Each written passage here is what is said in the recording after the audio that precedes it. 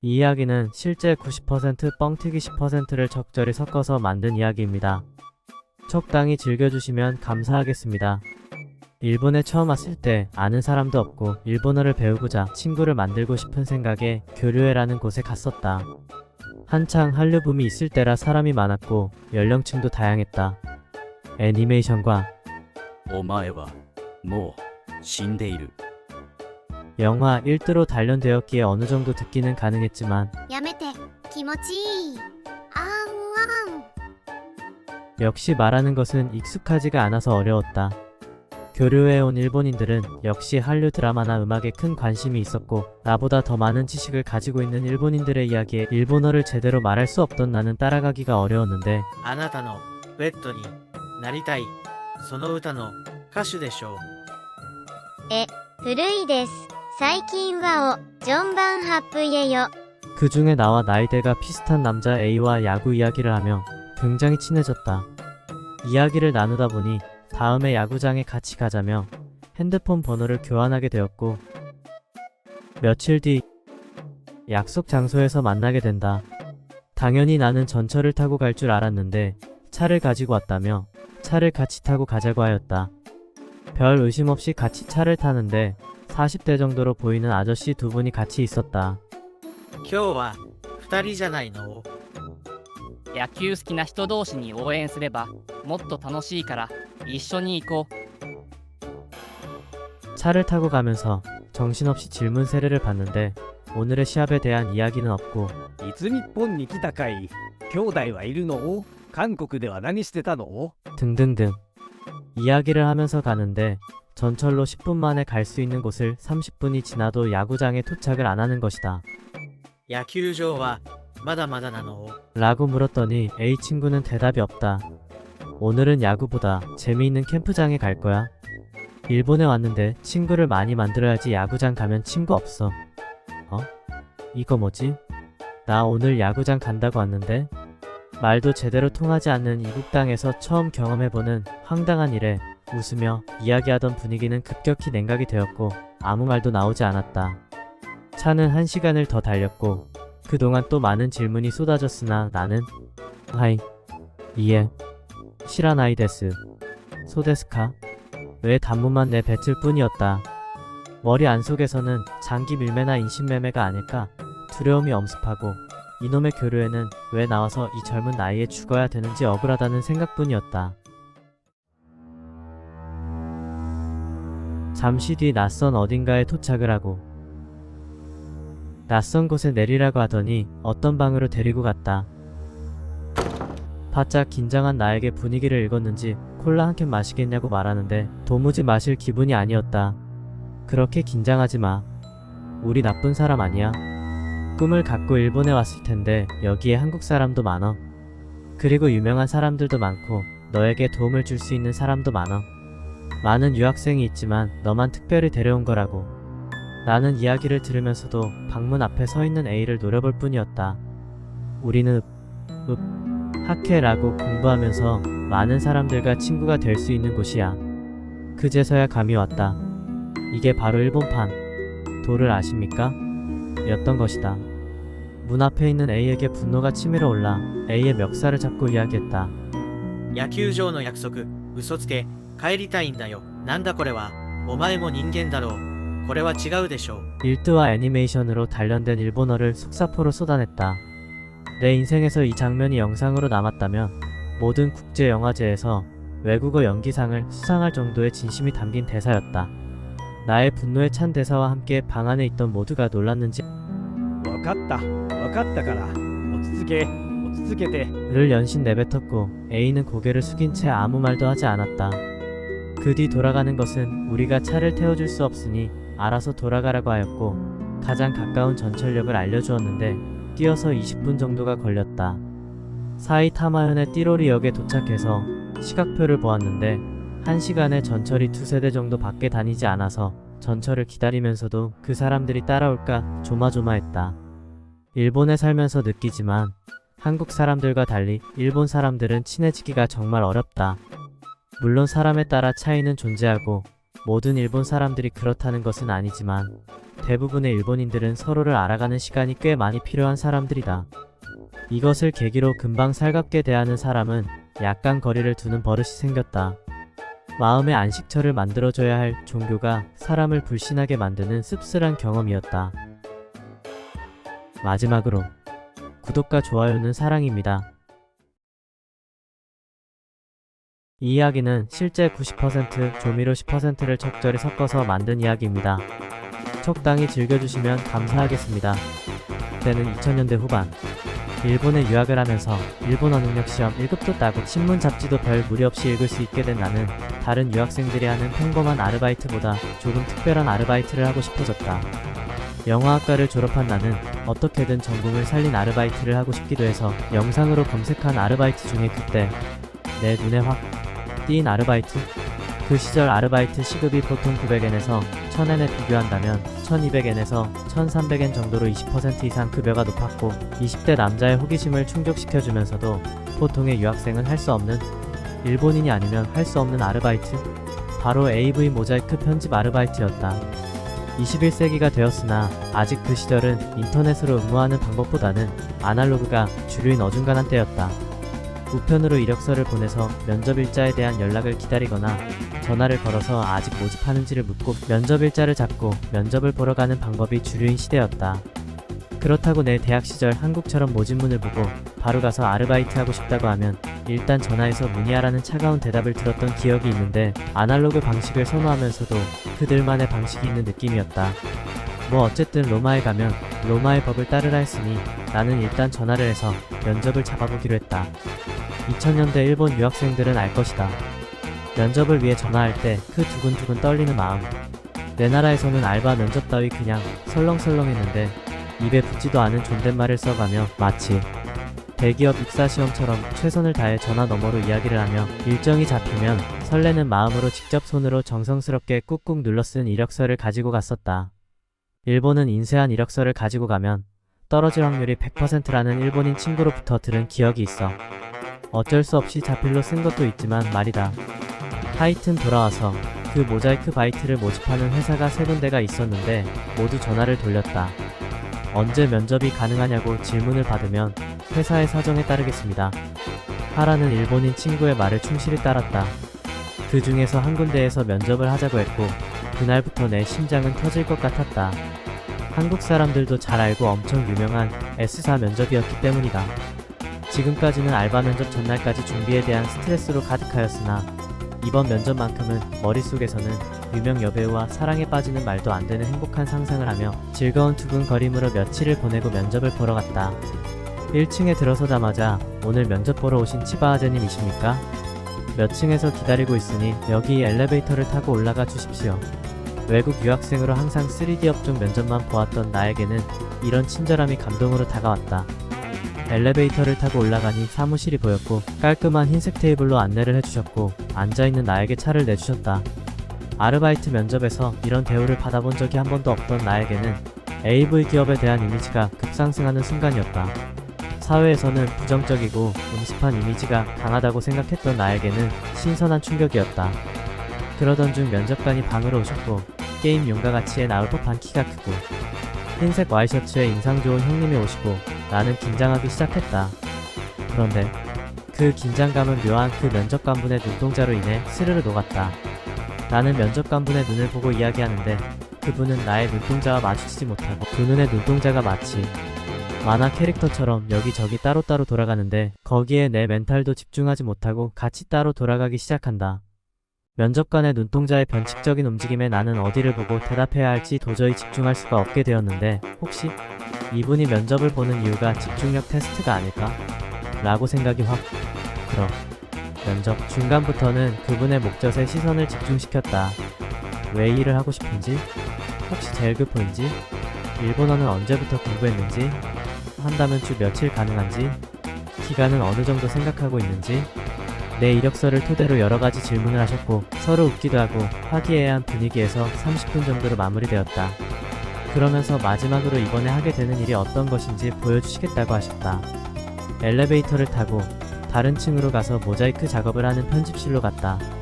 어두컴컴한 작업실에서는 모니터가 밝은 빛을 내뿜고 그 빛에 반사된 편집자의 얼굴이 함께 빛나고 있었다. 편집실을 같이 한 바퀴 빙 돌면서 면접관님께서는 설명을 해주시는데 야간 작업이기 때문에 음료나 음식물 취식은 냄새가 심하지 않은 것에 대해서는 자유롭게 할 수 있다고 하셨다. 그 말씀과 동시에 나는 몸에서 심한 거부 반응이 일어나는 경험을 하게 된다. 어두운 편집실 안에서 안경을 쓴 편집자는 적나라한 정사 장면을 보면서 소프트 모자이크 작업을 하고 있었고 동시에 흰 우유를 마시면서 빵을 먹고 있는데 입에서 살짝살짝 조금씩 우유가 떨어지고 있는 것이었다. 모자이크 너머의 남자가 쾌감의 끝을 느끼고 있는 흰색 장면과 지금 현실에서의 편집자의 흰색 우유와 묘한 일치를 보이며 그 순간 나도 모르게 윽 하고 약한 신음이 새어나왔다. 면접관님은 끝까지 여기저기를 소개시켜주신 뒤 1층까지 안내하신 뒤에 면접 결과에 대해서는 메일로 연락해주신다고 하셨다. 나는 집으로 돌아오는 전철 안에서 거의 정신이 반 정도 넉나간 상태로 있었다. 문화적 충격이 너무나 강했던 것일까? 아니면 아직도 때묻지 않은 순수함이 많았던 것인지? 모자이크 너머의 저 세상이 알고 싶다는 단순한 호기심으로 이를 도무지 할 수 있을 것 같지 않았다. 하루 종일 우리 몸의 중요 부분만을 보며 모자이크 작업을 한다는 것이 우유와 함께 대비되며 한동안 그때의 트라우마로 나는 우유를 잘 마시지 못했다. 보통 멘탈이 좋은 사람이 아니면 할 수 없는 일인 것 같았는데 이제 40대가 넘은 지금 그 일을 하라고 한다면 아무 생각 없이 할 수도 있을 것 같기도 하다. 마지막으로 구독과 좋아요는 사랑입니다.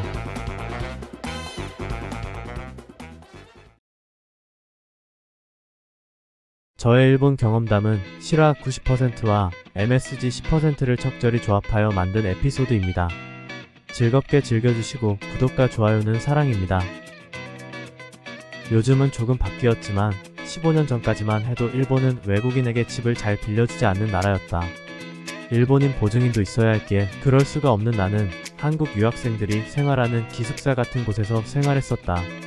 근면 성실의 민족답게 많은 한국 유학생들은 어느 정도 일본어가 익숙해지면 아르바이트를 나가고 숙소에는 늦게 돌아온다. 그러다 보니 맨션 우편함에는 여러 치라시들이 항상 가득 차 있어 가끔씩은 비워줘야 했다. 어느 날 우편함을 비우고 치라시 함에다 쌓고 있는데 어떤 여자 2명이서 맨션 위로 올라가더니 우편함이 아닌 각 집 현관에 직접 치라시를 꽂아두고 가는 것이 보였다.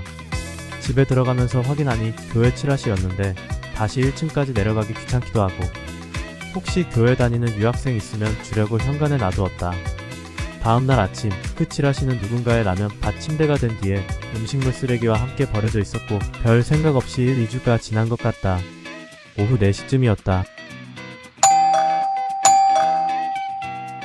다른 방 친구들은 모두 일본어 학교가 끝나자마자 오후 2시부터 알바를 하였기에 오후 6시부터 알바가 있는 나는 슬슬 준비를 하고 나가려는 참에 현관벨이 계속 울리는 것이었다.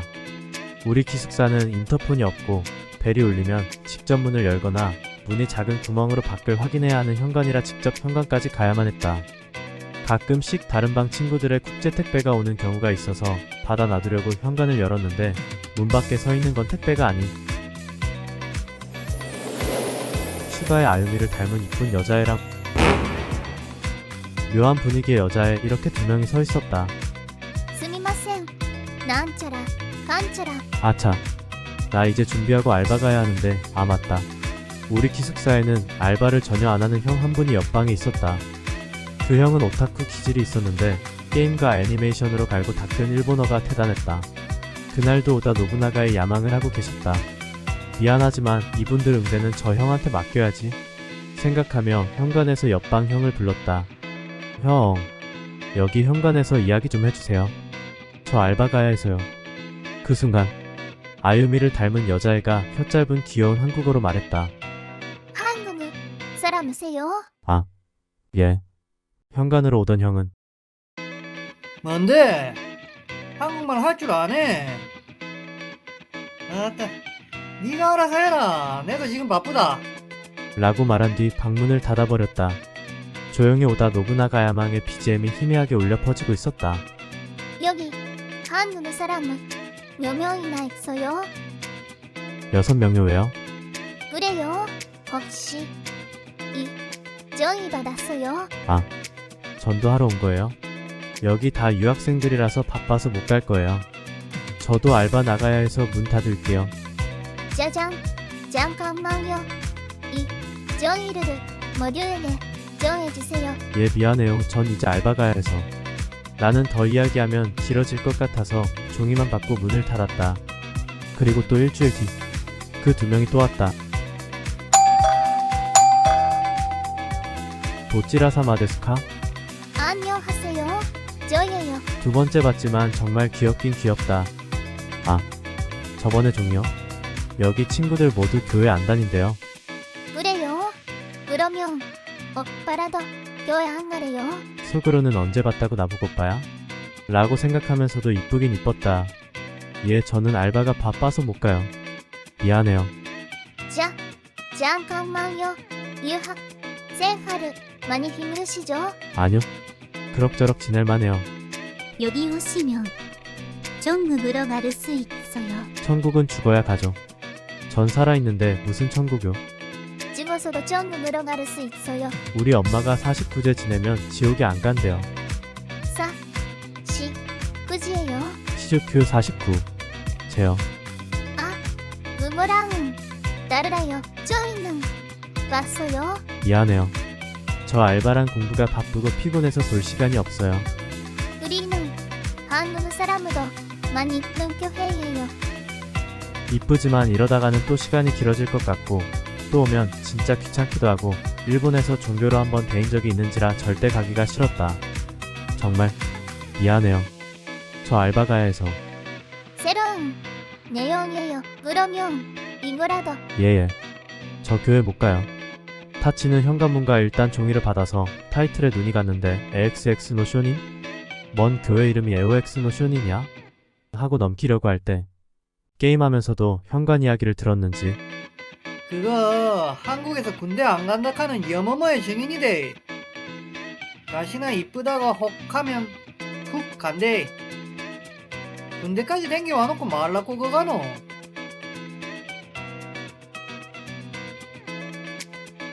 또 2주 정도가 지나 초여름이 시작되고 있었다. 일본의 여름은 더워도 정말 너무 덥다.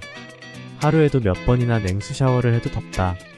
오후 3시쯤 냉수 샤워를 하고 있는데 현관에서 또 벨이 울린다.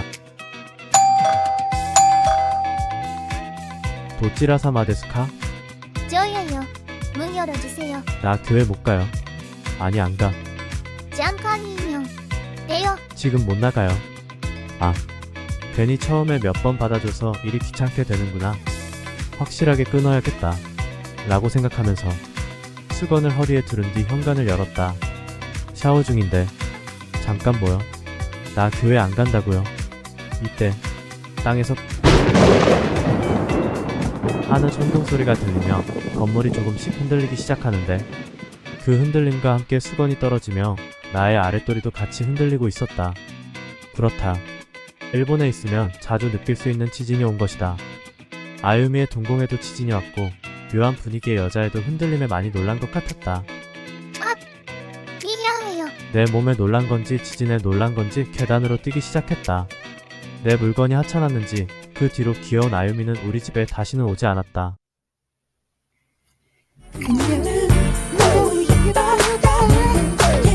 그래서 더 슬펐다 하늘에 별은 빛났다 나는 울었다.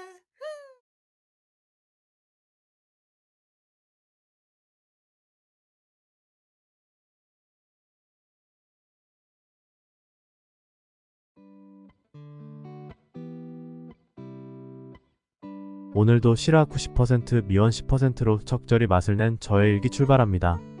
처음 일본에 왔을 때 굉장히 생경한 것이 치마를 입고 자전거를 타는 여성들이었다. 여고생들도 짧은 치마를 입고 자전거를 타고 달리는데 펄럭펄럭이는 치마 안으로 살짝살짝 속바지가 보이기도 했고 가끔씩은 팬티가 보이는 것을 전혀 신경 쓰지 않고 달리는 여고생도 있었다. 아, 이건 내가 보려고 본 것이 아니고 단지 지나가다가 보였을 뿐이다.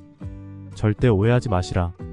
여고생뿐만 아니라 정장에 짧은 미니스커트를 입은 회사원이 자전거 페달을 밟은 모습이 굉장히 섹시하게 느껴지면서도 횡단보도에서 옆에 같이 서 있을 때는 왠지 나도 모르게 굉장히 부끄러워졌던 일이 있었는데 여기에서 난 충격적인 일을 경험한다. 젊은 사람들은 별로 신경을 안 쓰는데 일본의 아저씨, 할아버지들은 빤히 미니스커트를 바라보고 있는 것이었다. 너무나도 노골적이라 짜증이 날 법도 한데 새침하게 무시하고 있는 것 같은 미니스커트의 회사원이었다. 횡단보도의 신호가 바뀌고 자전거가 달리기 시작하자 무릎과 무릎이 움직이는 그 사이로 마치 카메라가 줌인을 하여 촬영을 하듯 집중하며 빨려 들어갈 듯이 쳐다보았고 자전거의 속도에 따라 미니스커트의 카메라가 따라가듯이 시선이 오른쪽으로 패닝되고 있었다. 자전거가 사라질 때까지 그 시선이 고정되었다. 저 멀리 사라진 뒤에 아쉬운 듯이 자기 갈 길을 가는 아저씨와 할아버지들. 사람이 없는 곳도 아니고 주변에 사람이 많은 외노였는데 다른 사람들의 시선을 신경 쓰지도 않고 자신의 본능에 이끌리는 대로 자전거 타는 여성의 미니스커트 안을 바라보고 있던 아저씨, 할아버지들의 모습이 잊혀지지가 않는다. 유학생 시절 아는 친한 일본 누나들에게 이 일에 대해 이야기할 기회가 있었는데 그랬더니 하는 말이 엄청 웃으면서 ちょっと気持ちは悪いけど、可愛いおじさんたちだね。そのくらいは許せるよ。触られたりしたら訴えるけどね。 라고 쿨하게 대답했다. 다른 누나는 大したことじゃないのにカルチャーショックを受けちゃったの？韓国の男性たちがみんな君みたいなら超可愛い 라고 했다. 결혼 후 우리 집사람에게 말하니 보고 싶더라도 너무 음흉하게는 보지 말란다. 기분 나쁘고 이상한 사람 같이 보인다고. 아니 내가 보고 싶어서 본 게 아니라고. 일본 아저씨들이 그렇게 본 거라고. 일본 여자들은 각양각색의 생각을 가지고 있지만 한국 남자나 일본 남자나 어렸을 때부터 나이가 들어서도 마릴린 먼로의 치마 속이 궁금하기는 마찬가지일 것 같다. 오늘의 그림 읽기 끝.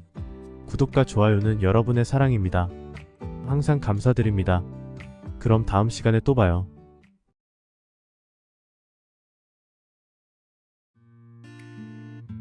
오늘도 저의 일기를 보러 와주셔서 감사합니다. 오늘은 MSG를 치지 않고 실화 100%에 가까운 순도 높은 일기로 썼습니다.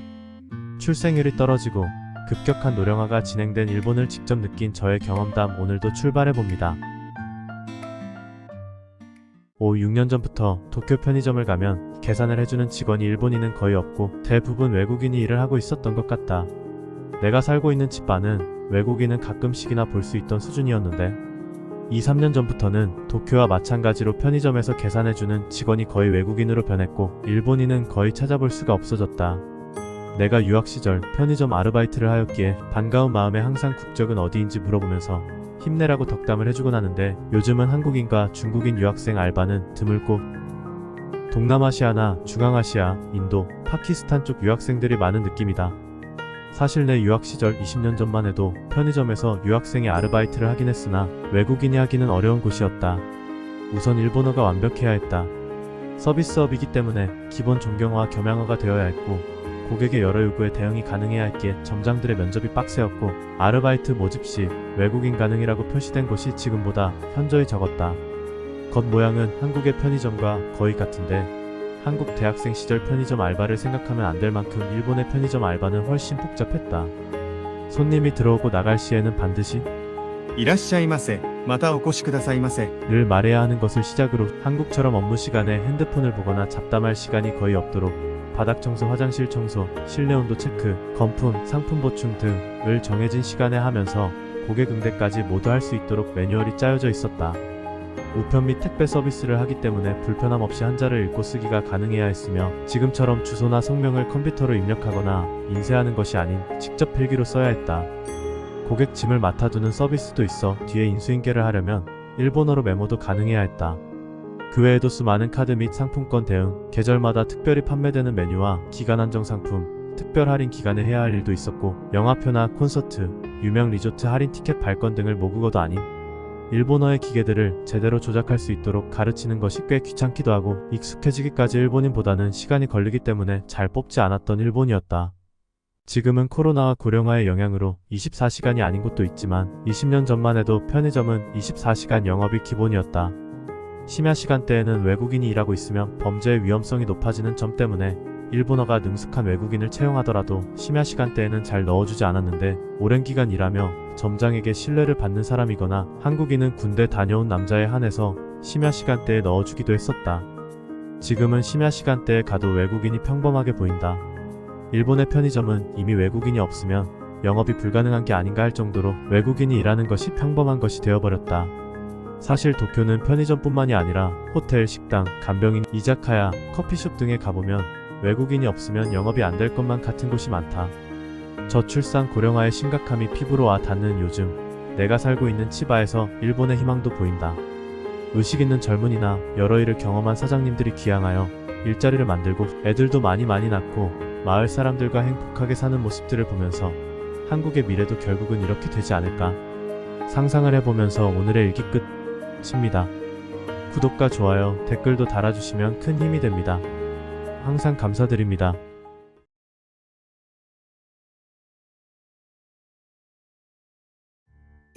올해도 얼마 남지 않았네요. 대학 졸업할 때까지는 그렇게 가지 않았던 시간이 이제는 눈만 껌뻑거리면 1년이 지나가는 느낌이 드는 요즘입니다. 여러분들은 어떠신가요? 서론이 길었는데 오늘은 일본에서 느낀 반말과 존댓말에 대한 일기 시작합니다. 일본어 학교 다닐 때 중국 친구, 동남아 친구, 영미권 친구들이 있었는데 모두 존경어, 겸양어가 약했고 힘들어했다. 한국 친구들은 데스마스는 물론이고 비즈니스 일본어도 금방금방 익혔던 것으로 기억한다. 나는 그때 알았다. 세계에서 존댓말이 세심하게 발달한 나라가 한국과 일본 외에는 적다는 것을 말이다. 영어에도 어느 정도 윗사람에게 대한 존경을 나타내는 표현은 있지만 한국과 일본 정도는 아닌 것 같았다. 일본어가 서로 부족한 일본어 학교 학생임에도 한국인들은 반말에 굉장히 민감했었다. 俺が年上、お兄さん、お前は年下、ユは弟。오케이. 남자가 형에게 말할 때는 일본어로 니상이라고 해야 하는데 서로 일본어도 완벽하지 않으면서 존댓말에 민감한 한국 사람. 何俺たち友達。中国語には敬語がない。 오빠, 쟤 계속 반말하고 싸가지가 없어요. 중국어에는 존댓말이 없대 너무 신경 쓰지 마. 그래도 속은 착한 애야. 예를 들면 한국어로 밥 먹었어? 를 존댓말로 하면 밥 먹었어요? 식사하셨어요? 진지 드셨어요? 가 되는데 일본어 고항와타베타 또는 메시와 쿠타 를 존댓말로 하면 고항와타베마 시다카 고항와타베라레마 시다카 고항와메 시아가리마 시다카 익숙하지 않으면 한국어보다 동사 변화가 많아서 외국인에게는 힘들 수 있겠다는 생각도 들었다. 나도 한국인인지 시간이 흘러 나이 먹은 꼰대가 된 건지 존댓말을 알게 모르게 신경 쓰고 있었던 것 같다. 어느 날 우리 집사람에게 물어봤다. 일본인은 나한테 왜 이리 반말을 많이 써? 처음에는 존댓말이다가 명함 교환하고 한국인인 거 알면 바로 반말이야. 날 언제 봤다고? 응? 무시하는 거야? 뭐야? イルボンサラムンハングサラムチョロムハンデュサル茶色ウィアレアンナヌオよない茶釜になどチングドデゴチンエジゴシプダヌンゴするダンシンエゲピョヒョンはヌンゴッシルスドイッコハング語じゃなくて日本語で言うね日本は敬語が難しいからあなたのことを配慮してタメ口で言ってるかもしれませんよ韓国で生活してた時みたいにあまり深く考え込んだり悪く思わない方がいいよ自分が疲れるだけだよ 그러다가 어느 날 병원에 입원했을 때였다. 그 병원은 간호사들이 부담스러울 정도로 친절했는데 그 중에 어떤 아주 젊어 보이는 간호사분은 모두에게 반말을 툭툭 던졌다. 처음 들으면 좀 퉁명스럽게 느낄 수도 있고 다른 간호사들과 태도가 너무 달라서 위화감도 느껴졌기에 다른 환자 아저씨들에게 물어봤다. 저 간호사분 태도가 좀 그렇지 않아요? 아무나에게나 다 반말로 말이죠? 내 딸 같고 좋기만 한데 난 저 간호사가 제일 좋아. 제일 말도 잘 통하고 친절한데요. 당신은 한국인인가? 하하하. 유교의 나라라 그런가 술 마실 때도 돌려서 마시고 담배도 윗사람 앞에서 안 피고 그러지. 겪어봐서 알아. 그렇다. 반말을 신경 쓰는 환자는 4명 중 나밖에 없었고 어떻게 보면 환자가 고객인데도 불구하고 일본인들은 반말에 별로 신경을 쓰지 않았다. 나중에 퇴원할 때 앙케이트 조사를 하였는데 간호사에 대한 설문조사가 굉장히 꼼꼼하게 되어 있는 것을 보고 이러니 모두가 저렇게도 친절하구나 생각하면서도 그 반말하던 간호사가 새삼 대단하게 느껴졌다. 이것을 계기로 한국과는 반말에 대한 감각이 조금은 다른 것 같은 일본인 것 같기도 해서 전보다는 덜 신경 쓰고 살게 되었다. 그 덕분인지 가끔씩은 나이도 있게 되고 아직 유학생 기분으로 일본에서 살게 되는 것 같다. 일본에서 겪은 다른 분들의 경험이나 일본이 아닌 다른 외국에서 유학 및 생활하신 분들의 경험도 들려주시면 감사하겠습니다. 구독, 좋아요를 눌러주시면 연말이 더 따뜻하게 느껴질 것 같습니다. 마지막까지 봐주신 분들께 감사드립니다.